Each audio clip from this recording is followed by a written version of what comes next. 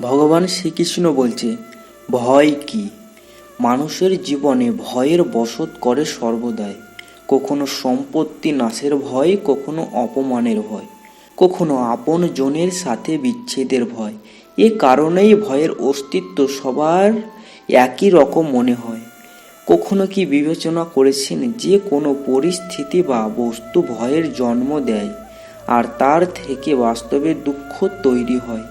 না, এমন কোনো নিয়ম নেই। আর সবার অভিজ্ঞতা তো এই বলে, ভয় ধারণ করিলেই ভবিষ্যতের দুঃখের নিবারণ কমে। ভয় কেবল আগামী দুঃখের কল্পনা মাত্র, বাস্তবের সাথে এর কোনো সম্পর্ক নেই। ভয় আর কিছু নয়, কেবল কল্পনা মাত্র। ভয় থেকে মুক্তি পাওয়া কি খুব কঠিন কাজ? আপনারাই বিবেচনা করুন।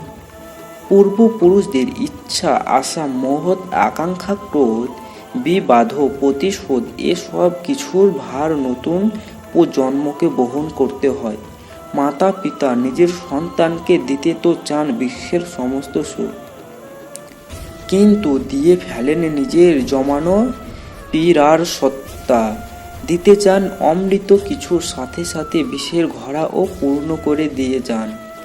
আপনি বিচার করুন, আপনি আপনার সন্তানকে কি দিয়েছেন জীবনে? অবশ্যই প্রেম, জ্ঞান, সম্পত্তি এসব দিয়ে থাকবেন, কিন্তু তার সাথে সাথে ওদের মনে বিষ দেননি তো?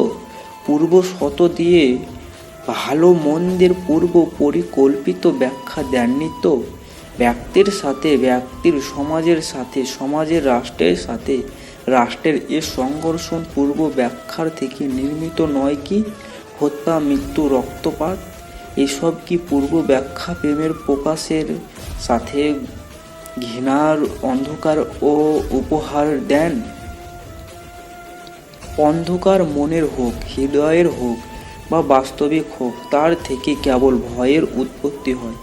কেবল ভয়। স্বয়ং বিচার করুন। কখনো কখনো কোনো ঘটনা মানুষের জীবনে সকল পরিকল্পনা ভেঙে দেয়,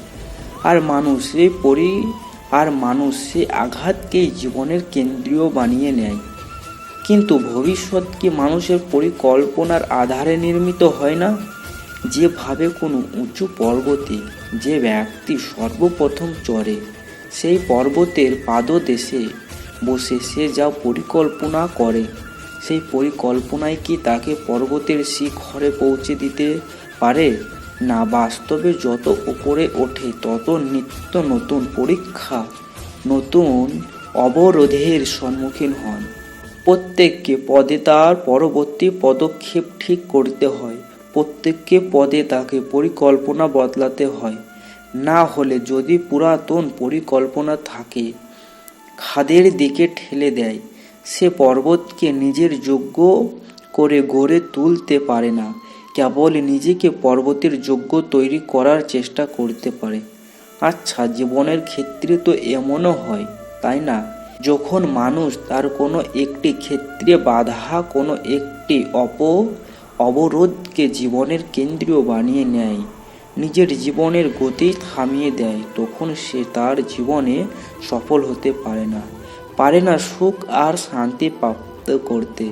অর্থাৎ জীবনকে নিজের যোগ্য করে তোলার বদলে স্বয়ং নিজেকে জীবনের যোগ্য করে তোলাই কি সাফল্য আর সুখের একমাত্র মার্গ নয়? আপনারাই বিচার করুন। সন্তানের ভবিষ্যৎ সুখে ভরিয়ে তোলার মাতা পিতার প্রথম কর্তব্য।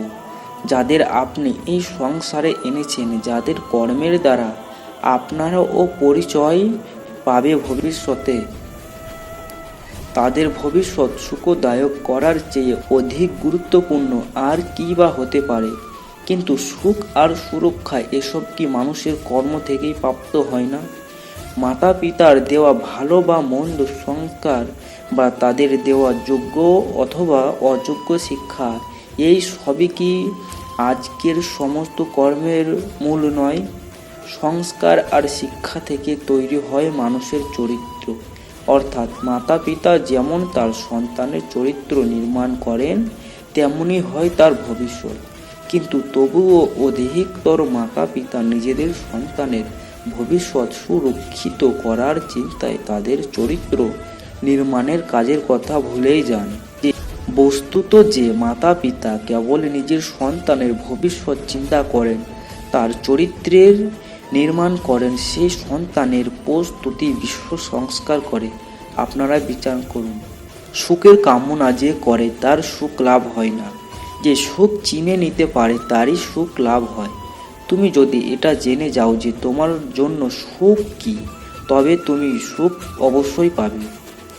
যে কেবল নিজের পরিবারকে আপন করে জীবন কাটায় সে শক্তিহীন হয়ে পড়ে, কিন্তু যে ব্যক্তি সমগ্র সমাজের পরিবারকে আপন হৃদয়ে ধারণ করে জীবন কাটায় সে শক্তিশালী হয়ে ওঠে। সুখ তো উপলব্ধি করার বস্তু, প্রাপ্ত করার নয়। যে ব্যক্তি সুখকে বস্তু বলে মনে করে বাস্তবে তার সুখ প্রাপ্ত হয় না।